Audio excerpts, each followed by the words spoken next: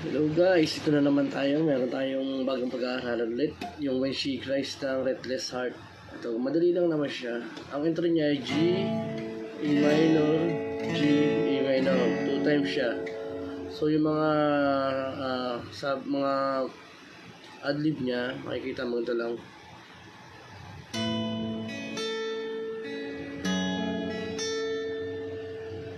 Two times siya.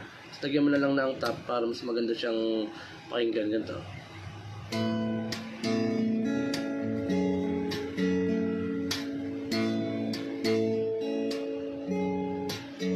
Tapos yung kanyang para sa kanta na, sa G pa rin, yung finger style niya.